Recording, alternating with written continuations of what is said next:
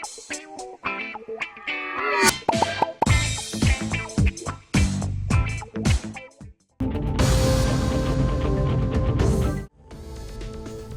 Court पीर को वक्फ तरमीमी act साल 2025 की आईनी हैसियत को चैलेंज करने वाली दरख्वास्तों पर अबूरी हुक्म सुनाएगी। चीफ जस्टिस BR गवाई और जस्टिस AG मसीह पर मुश्तमिल बेंच ने दोनों फरीक़ैन के दलाइल सुनने के बाद 22 मई को फैसला महफूज किया था।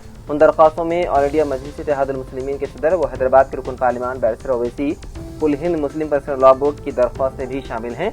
दरख्वास्त गुजारों ने तरमीम शुदा कानून की कई दफात पर इतराज़ किया है, जिनमें अदालत या अवामी इस्तेमाल या दस्तावेज के जरिए वक्फ करार दी गई जायदादों को डी नोटिफाई करने का इख्तियार, रियासती वक्फ बोर्ड और मरकज़ी हुकूमत कौंसिल की तश्कील और वो शख्स भी शामिल हैं जिसके तहत कलेक्टर जब जमीन की मिल्कियत की छानबीन करें तो वक्फ जायदाद को वक्फ न मानने का जवाब दिया गया है। फैसला महफूज करने से पहले 3 रोज तक दरख्वास्त गुजारों के वकला और मरकज की नुमाइंदगी करने वाले सॉलिसिटर जनरल तुषार मेहता के दलाइल सुने गए।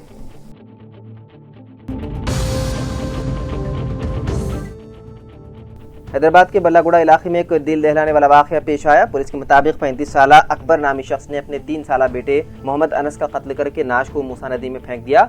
अकबर सब्जी का कारोबार करता है, जबकि उसकी बीवी सना बेगम नीलेफर अस्पताल में केयरटेकर के तौर पर काम करती है। उन दोनों के 2 बेटे हैं, बड़ा बेटा 7 साल का और दूसरा मकतूल अनस 3 साल का। अनस कुछ अरसे से बीमार रहता था, उसी वजह से मियाँ बीवी के दरमियान झगड़े होते रहते थे। जुमे की रात बीवी ड्यूटी पर जाने के बाद अकबर ने सुबह के वक्त अनस को तकिए से दम घोंट कर कत्ल कर दिया। उसके बाद नाश को एक थैले में बंद करके बाइक पर ले गया और नयापुर ब्रिज से मूसा नदी में फेंक दिया। अगली सुबह वो पुलिस स्टेशन पहुंचा और पुलिस को बताया कि उसका बेटा लापता है। उसने बताया कि रिश्तेदारों ने बच्चे को घर के करीब छोड़ा था और फिर वो गायब हो गया। पुलिस ने अकबर पर शक करते हुए फोन रिकॉर्ड्स और नजदीकी CCTV कैमरों की जांच की। फुटेज में अकबर को सुबह के वक्त एक थैला ले जाते हुए देखा गया। सख्ती से पूछताछ करने पर उसने जुर्म का इतराफ कर लिया। पुलिस ने कत्ल का मुकदमा दर्ज करते हुए तहकीकात शुरू कर दी, जबकि बच्चे की नाश की तलाश मूसा नदी में जारी है।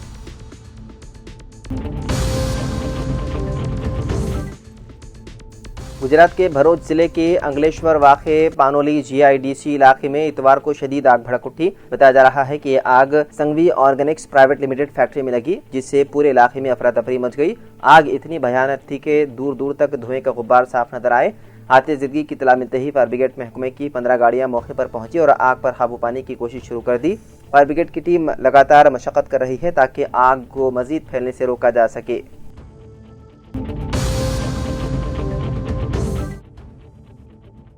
जश्न मीलाद नबी सल्लल्लाहु अलैहि वसल्लम के सिलसिले में शहर हैदराबाद में मजहबी और रिवायती जोशो खरोश के साथ जुलूस निकाला गया।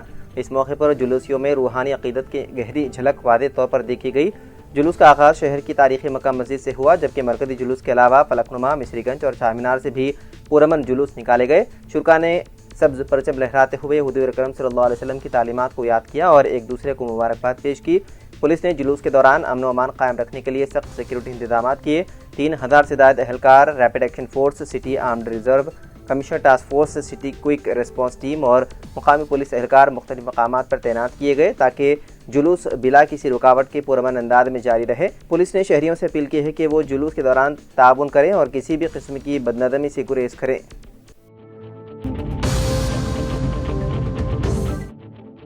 तेलंगाना भर में हफ्ते को मुनक़िदा कौमी लोक अदालत को जबरदस्त अवामी रद्द-ए-अमल मिला। इस मौके पर रियासती लीगल सर्विस अथॉरिटी के मेंबर सेक्रेटरी CH पंचाक्षरी ने बताया है कि एक ही दिन में 11 लाख से ज़ायद मुकदमात हल किए गए। तेलंगाना लीगल सर्विस अथॉरिटी के एग्जीक्यूटिव चेयरमैन P श्यानकोशी और high court legal service committee की चेयरपर्सन जस्टिस मौसमी भट्टाचार्य की रहनुमाई में रियासत भर में मुनक़िदा इस लोक अदालत में ये फैसले सुनाए गए। उन मुकदमात में 3,63,000 प्री लिटिगेशन केसेस और 7,43,000 ज़ेर-इल्तिवा मुकदमात शामिल हैं। उन मुकदमात के तहत मुस्तफ़ीदीन को 595 करोड़ रुपए मुआवजा दिया गया।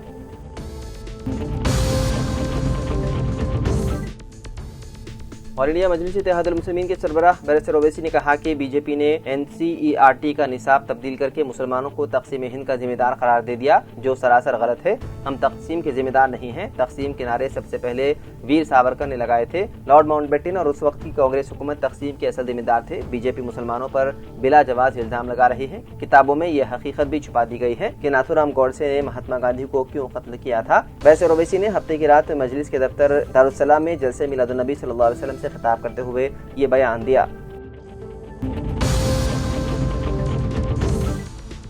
तेलंगाना के आसिफाबाद जिले के वानखेड़ी मंडल के धाबा गांव में अफसोसनाक वाकया पेश आया जहां पानी के गड्ढे में डूबने से खातून समेत 4 अफराद हलाक हो गए, जिनमें 3 मासूम बच्चे भी शामिल हैं। तफसीलात के मुताबिक 35 साल निर्मला बाई खेत के काम के लिए जाते हुए अपने बेटे 12 साल गुन्नू और दूसरे खानदान की 2 बच्चियों 9 साल महेश्वरी और 9 साल शशिकला को साथ ले गई। खेलते खेलते तीनों बच्चे करीब के नाले में जहां पहुंचे और हादसाती तौर पर पानी में डूब गए। बच्चों को बचाने की कोशिश में निर्मला बाई भी पानी में बह गई और जान गंवा बैठी। पुलिस ने मौके पर पहुंचकर लाशों को तहवील में तहकीकात शुरू कर दी।